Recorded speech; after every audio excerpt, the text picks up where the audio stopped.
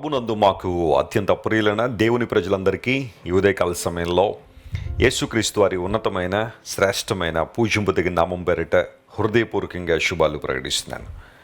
యేసుక్రీస్తు ప్రభువారు ఈ లోకంలో జీవించిన కాలంలో ఆయన ఒక అద్భుతమైన మాట సెలవిచ్చారు.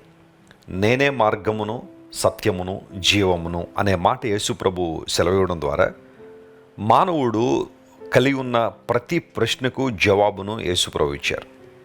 యేసు ప్రభుని ఎందుకు అంగీకరించాలి, ఆయన దగ్గరికి మనం ఎందుకు రావాలి అంటే ఆయన మన ప్రతి ప్రశ్నకు సమాధానం అయి ఉన్నారు. మనకు మార్గమైన దేవుడు, జీవమైన దేవుడు, వెలుగై ఉన్న దేవుడు ఆయన. కాబట్టి ఆయన పాదాల దగ్గరికి మనం వచ్చినప్పుడు ప్రతి ప్రశ్నకు సమాధానాన్ని మనం పొందుకుంటున్నాం. బైబిల్ గ్రంథంలో ఎన్నో వాగ్దానాలు యేసుక్రీస్తు ప్రభువారిని అంగీకరించిన వారికి పొందుపరచబడి ఉన్నాయి.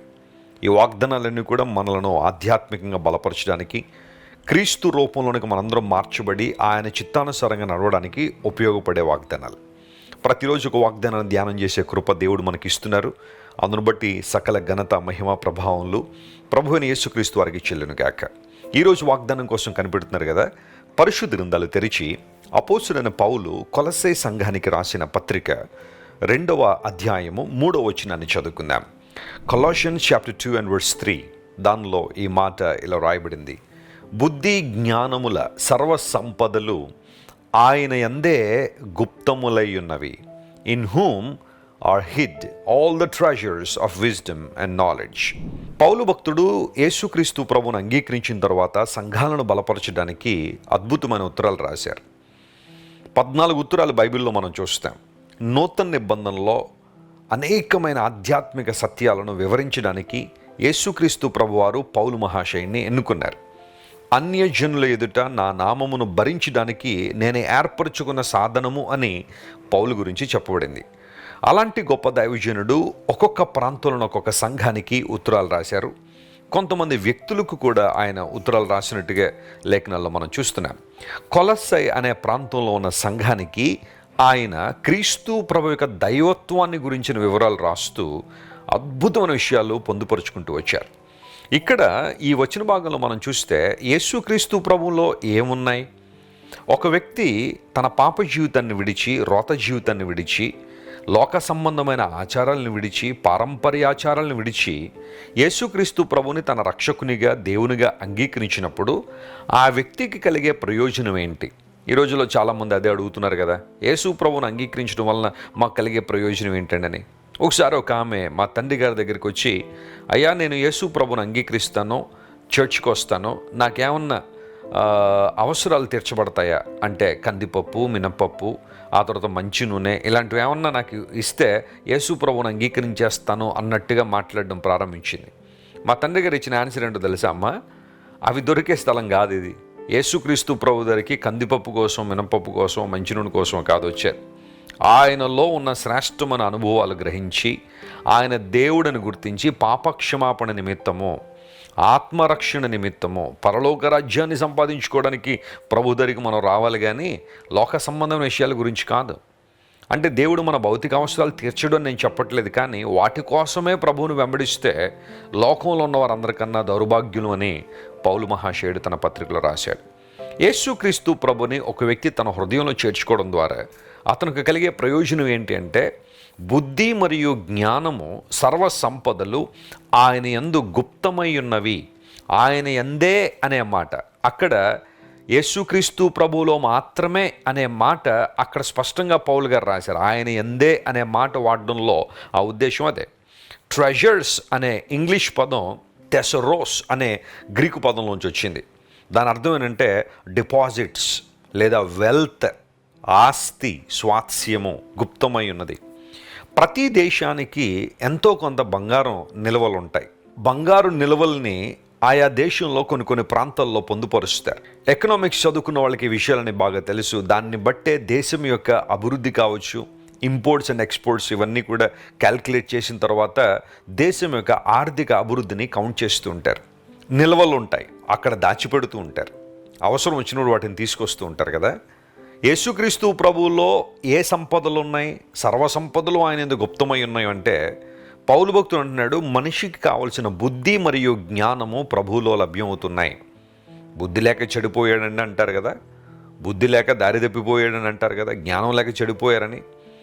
బైబిల్ గ్రంథంలో మనం చూస్తే హోషేయ గ్రంథంలో నా జనులు జ్ఞానం లేని వారిని నశించిపోతున్నారు అన్నాడు. My people perish because they don't have knowledge. A knowledge లేదు, ఏ జ్ఞానం లేదు మనిషికి. ఈ రోజుల్లో అన్ని రకాల జ్ఞానాలు మనిషికి వస్తున్నాయి. చిన్నపిల్లల్ని స్కూలుకు పంపించే దగ్గర నుంచి కాలేజీలు, యూనివర్సిటీలు విస్తారమైన జ్ఞానం మనిషి యొక్క మస్తిష్కంలో నాటుతూ ఉన్నారు, మనిషి మెదడులో నాటుతూ ఉన్నారు. మరి ఏ జ్ఞానం గురించి దేవుడు మాట్లాడుతున్నాడంటే దైవికమైన జ్ఞానం మనిషికి లేనందువలన, దేవునికి సంబంధించిన జ్ఞానం లేనందువల్లనే మానవుడు నశించిపోతున్నాడు. దేవుని బిడ్డలుగా మనం దేనికోసం ప్రయాసపడాలి, దేనికోసం ప్రార్థించాలంటే ప్రభువా ఆత్మ సంబంధమైన జ్ఞానం నాకు దయచేయండి, దైవికమైన జ్ఞానంలో నేను ఎదగాలి, నా బిడ్డలు కూడా అలా ఎదగాలని బలంగా మనం ప్రార్థన చేసినప్పుడు దేవుడు తన జ్ఞానముతో, తన బుద్ధితో మనల్ని నింపుతాడు. కీర్తన గ్రంథంలో మాట ఉంటుంది 32వ కీర్తన 9వ వచనంలో, మీరు బుద్ధి జ్ఞానములు లేని గుర్రముల వలనైనను కంచర గాడిద వలనైనను ఉండకండి అన్నాడు. ఎందుకు ఆ మాట అక్కడ వాడాడు? జంతువుల్లో ప్రవర్తించకండి అని.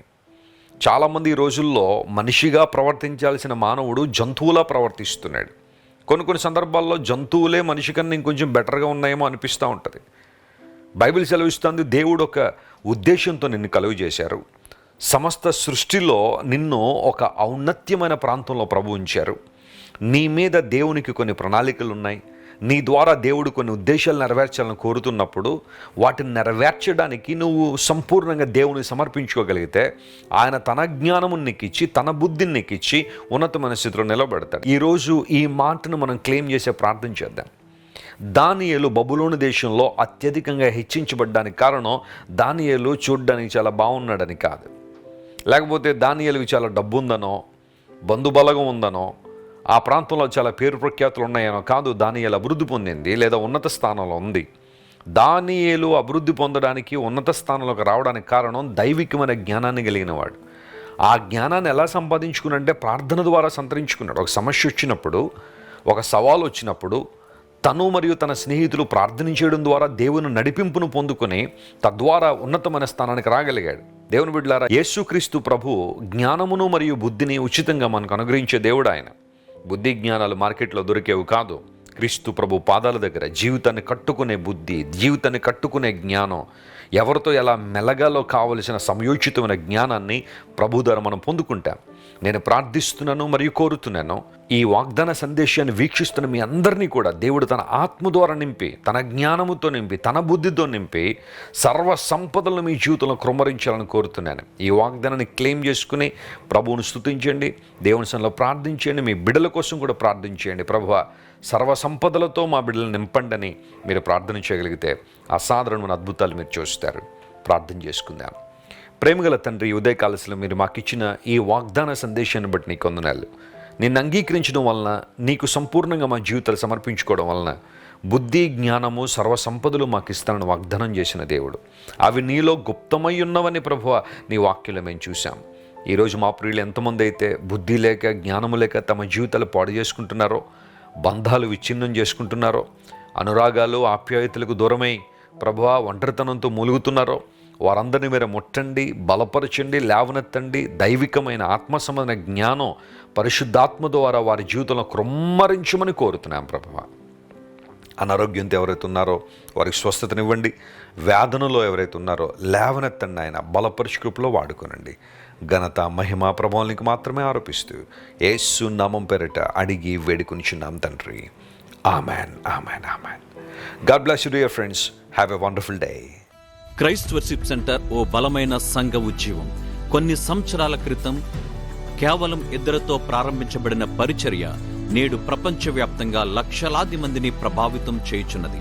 రాజమండ్రి, సికింద్రాబాద్, బెంగళూరు, నెల్లూరు, దుబాయ్, బెహ్రైన్, కరీంనగర్, విశాఖపట్నం, గద్వాల్, కొవ్వూరు, మలకపల్లి, శ్రీలంక, భూటాన్, అడ్డతీగల, పాలమూరు, ఒంగోలు, బళ్ళారి, కోరుకొండ, పోతవరం, నల్లజర్ల, వెంకటరామయ్యగూడెం, మచిలీపట్నం, ఇందిరానగర్లతో పాటు అనేక గ్రామాల్లో క్రైస్ట్ వర్షిప్ సెంటర్ ఆరాధనలు జరుగుచున్నవి. వాక్య సంబంధమైన ఉజ్జీవంలో పరిశుద్ధాత్మ సంరక్షణలో కొనసాగాలనుకునే ప్రతి ఒక్కరికి మా ప్రేమపూర్వక ఆహ్వానాన్ని అందిస్తున్నాము. రండి, ఆత్మతో సత్యముతో ప్రభువైన యేసుక్రీస్తును ఆరాధిద్దాం. మీరు ఇంతవరకు విన్న దైవ సందేశం మరియు దేవుని సేవకులు చేసిన ప్రార్థన మీకు ఆశీర్వాదకరముగా ఉన్నదని విశ్వసించుచున్నాము. ఈ సందేశాన్ని మీ స్నేహితులకు, బంధువులకు షేర్ చేయండి. మీకు ఏదైనా ప్రార్థన అవసరత ఉన్నచో మా ఫోన్ నంబర్లకు కాల్ చేయండి. దేవుడు మిమ్మల్ని ప్రేరేపిస్తే విశ్వాసంతో సాగుచున్న ఈ పరిచర్యను ప్రోత్సహించండి. మరిన్ని వర్తమానాలు, పాటలు వినుటకు జాన్ వెస్లీ మినిస్ట్రీస్ అను మా యూట్యూబ్ ఛానల్ను సబ్స్క్రైబ్ చేసుకొనండి. ప్రభువైన యేసుక్రీస్తు కృప మీకు తోడైండును గాక.